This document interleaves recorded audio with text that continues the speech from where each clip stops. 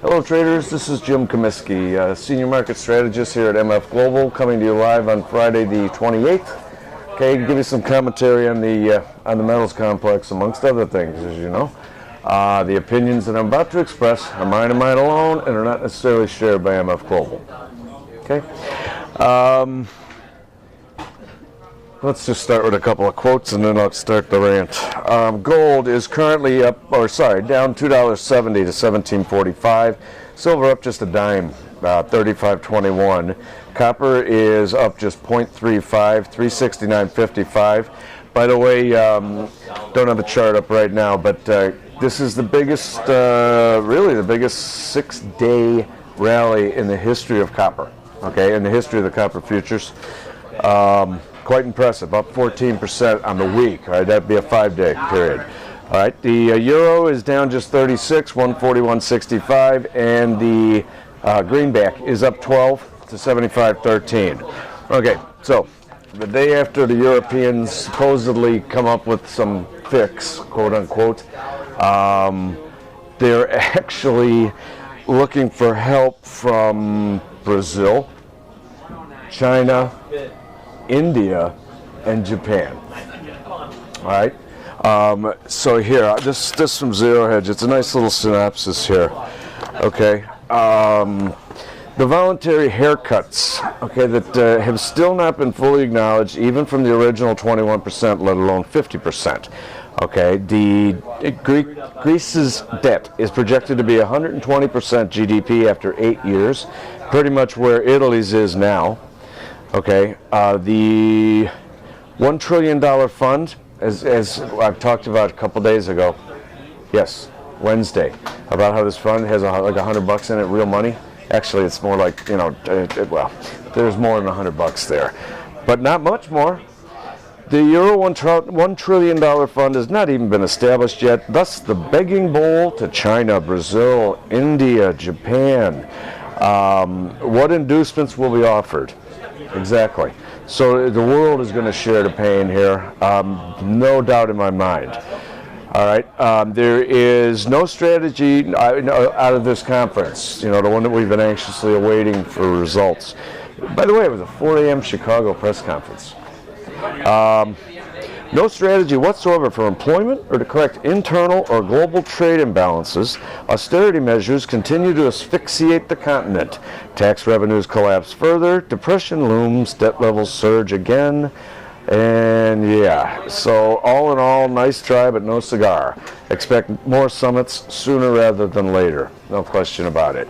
All right, so they want help now from other countries. Apparently, well, yesterday we got our feel-good rally in a lot of things. Okay, you know, having said that, the devil's in the details. Okay, the only real detail that we got out of this whole exercise in idiocy was a €1 trillion fund. Okay, no mention of, like, you know, deadlines in terms of when central banks have to send money into the fund. Nothing like that. The devil's in the details. I was actually watching the Fox News last night, and I mean, these people should know better. And, you know, as you know, I do lean towards the right, okay? I do like Fox, but I'll go on record as saying I'm not you know, I don't, you know, fixate on every word that they say, okay? Like Bill O'Reilly. You know, I like him, okay? But, you know, everything he says I don't necessarily believe, although I agree with most of what he says. Okay, but in terms of, like, him throwing out numbers and stuff, the man doesn't understand markets. He doesn't understand economics, either macro or micro, but he talks the talk. I mean, he's a very educated, intelligent man. All right, but they said some things on his show last night that just shocked me in terms of, you know, how naive they came off. Basically, European trouble is behind us. What's now? Or what's next? Come on. It's not behind us by any stretch of the imagination. All right, and yesterday I mentioned, okay, they're going to give, all right, so yeah, I keep using the term haircut, and I want people to know because I had a couple of emails. What is meant by Greece gets a 50% haircut? Valid question.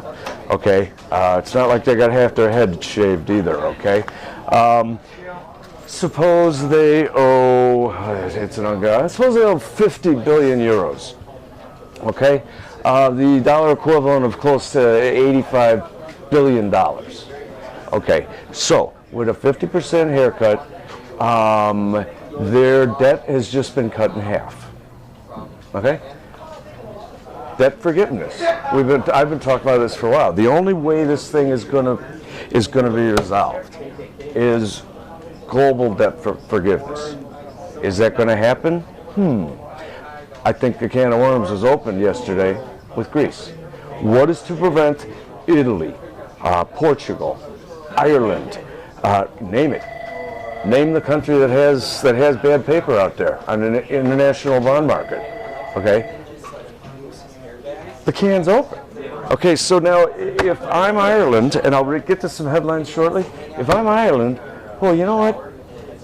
Say I'm the Irish finance minister. I don't even know who the Irish finance minister is. My apologies, I didn't look it up, but I'm ranting, so allow me to just keep running, will you? I'm going to put out comments to AP and Bloomberg and whoever will listen. Fox News.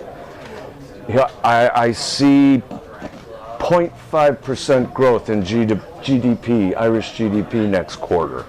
Unemployment I see going up to such and such. I'm going to paint as bad of a statistical forecast, okay, as I can. Okay, and now what happens? The Irish can go to the EC and say, look, Greece got their haircut, I need mine. It's going to happen with all of them. All right, here, let me just read this to you now. Okay, this is this is from Business Week.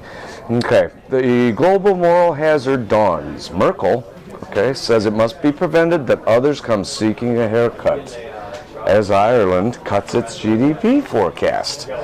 Just about 48 hours after it was duly noted that the greatest threat to the Eurozone in the post-bailout world, Germany finally grasps the enormity of what global moral hazard truly means. It is what happens when everybody else understands they can now have a carte blanche to pull a Greece at will. So Greece now has become an event, an adjective to describe weaseling out of your debt, or having your debt forgiven. Chancellor Angela Merkel said on Friday it was important to prevent others from seeking debt reductions after European Union leaders struck a deal with private banks to accept a nominal 50% cut on their Greek government debt holdings. In Europe, it must be prevented that others come seeking a haircut. Too late, Angie, far, far too late.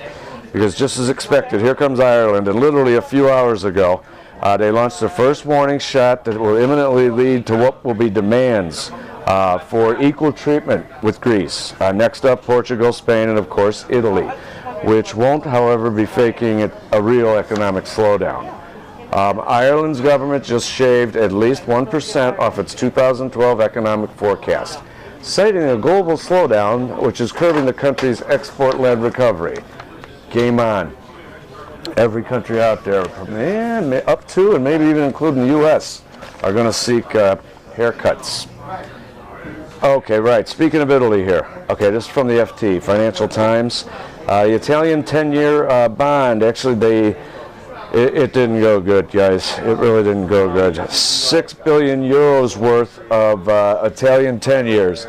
Okay, they went off at 6.06%. That is a euro era high.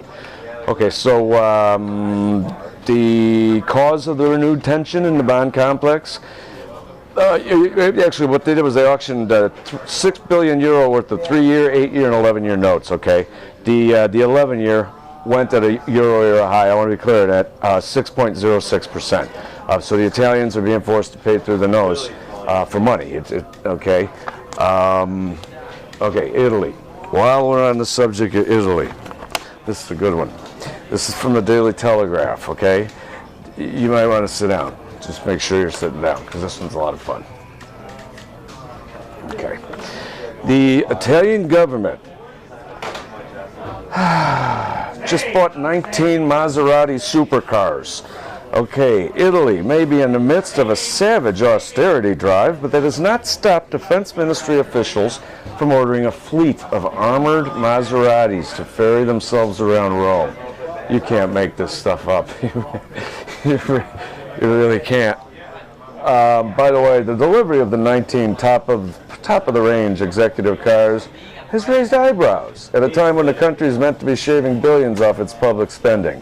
I should have looked it up, guys, but I'm not sure what a brand new armored Maserati supercar costs, and it doesn't say in this article. Okay, but yeah, can't make this up. Those wacky Italians, I guess. All right, here, Sarkozy. This is Yahoo News carried this. Okay, Greece Eurozone entry was an error at the time that they were allowed to enter. Okay, you know what? Remember what we were talking about yesterday with Goldman, basically putting a lot of the Greek debt off book. Okay, so in other words, the market didn't really know what the Greece financial situation really was. So, I mean, for Sarkozy to say this is, I don't know. Put it this way, that ship already sailed. Okay, Sarkozy. If Greece had gone bankrupt, there would have been a domino effect that would have affected everybody. Absolutely, the entire eurozone risked being taken down. And then this is the kind of stuff that, well, all right. The deal thrashed out after days of tense talks between Sarkozy, Angela Merkel, and other Eurozone leaders and private financial institutions, halved Greece's public sector debt to 100 billion euros. Or private sector debt to 100 billion euros. I don't think that figure is accurate, but I'm going to read it anyway. It's word for word. After bondholders agreed to a 50% haircut. Again, the devil's in the details. Very few details in this particular story, but I just thought I'd throw that one in. Kind of dovetails nicely with that Goldman shenanigans that we were talking about yesterday. Okay, now Brazil. Okay, now if you're in Brazil's government here, you're probably thinking. By the way, the president of Brazil, Dilma Rousseff, waiting for more details of what the Europeans are actually seeking. Attempts to reach Brazil's finance ministry and the presidency for comment were not immediately successful. Eurozone leaders struck a deal on Thursday to contain the currency bloc's 2-year-old debt crisis. However, they are now under pressure to finalize the details of their plan to slash Greece's debt burden and strengthen the rescue fund. Devil's in the details, guys. All right. Okay, right. So Japan, Italy. All right, Japan is supposed to come and help out, okay, along with India and, healthy countries. All right, here, let's talk about Japan for a minute. This is courtesy of, yep, you guessed it, Zero Hedge. Okay, here's the Japan. Here's four facts about Japan right now, okay? Japan's public debt puts other bankrupt nations to shame. As a percentage of GDP, 225%. Japan's debt is more than twice as bad as the United States, and we're bad, okay? The political situation in Japan is anything but stable. Japan has blown through 6 prime ministers and 9 finance ministers since '06, and every one of them was a failure. Number 3 here, social demographics, a ticking time bomb, absolutely. Both life expectancy and average age in Japan are higher than just about anywhere else on the planet. Okay, so the country basically doesn't have a workforce, not to replace the ones that are aging. All right, and Japan's economy hasn't really grown in 20 years. Now, in the 80s and stuff, it used to be that Japan was going to take over the world. Actually, early 80s, late 70s, early 80s. People were running out learning how to speak Japanese, figuring, they were going to own the world. Not unlike people running out and learning to speak Chinese now. Okay, you notice how that wheel kind of rolls? And basically the talking heads used to gloat about the high savings rate that the Japanese have as a people, which is admirable. Okay, but without consumption, you have no economy. You have no growth in your economy. In fact, that's one of the main reasons why we're basically flatlining here, despite what they'll tell you up there, because our consumption levels have dropped so significantly, which is not a bad thing either. Okay, our savings levels are going up. Point taken. Japan is in no position to help out Europe. So if you see that in the story, just ignore it completely.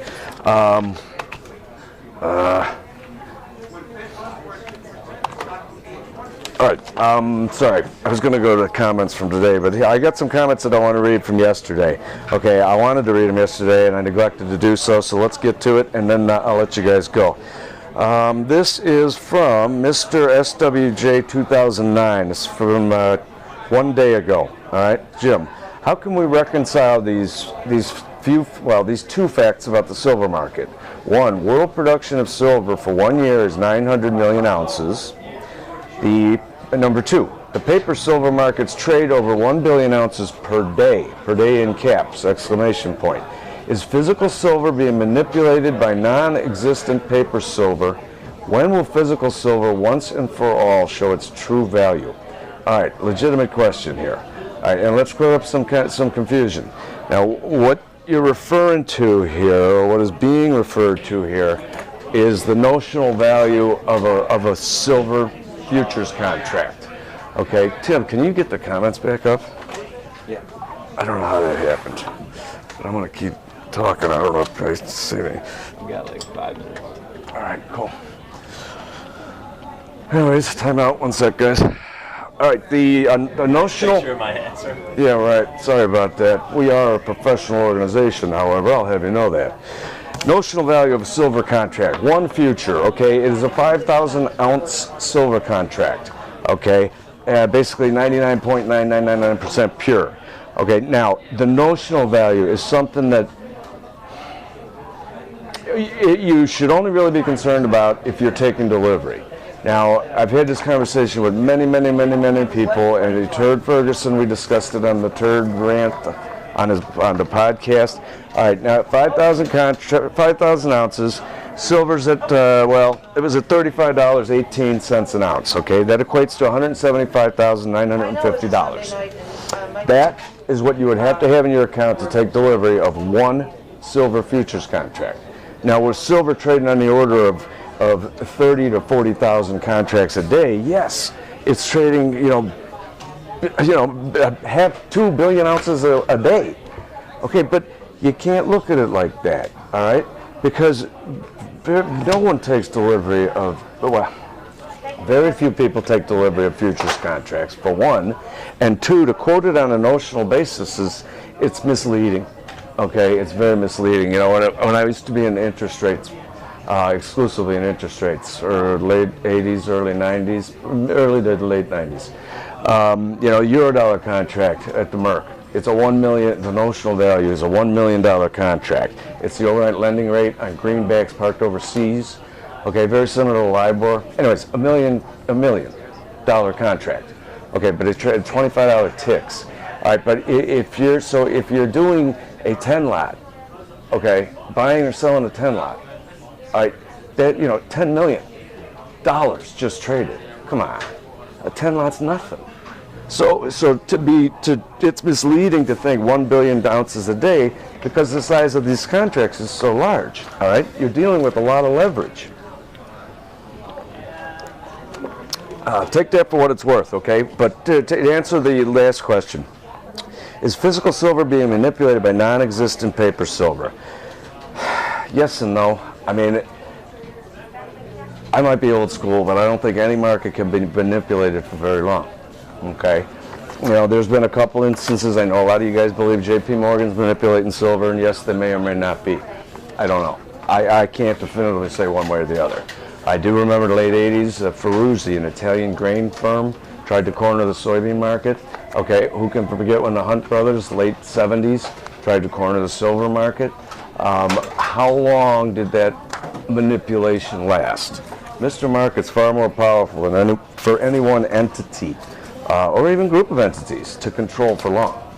And that's my humble opinion. One more here. Okay, this is a good one. Shill Basher. Hey Jim, how you doing? I noticed on your bio you're a former CME member. That's correct. I was wondering if you had any thoughts regarding the margin hikes on silver. One way of looking at this situation, and I'm a layman on the subject, is that the rise in margins was done partly to dissuade investors from piling in and then taking delivery, possibly due to COMEX shortages.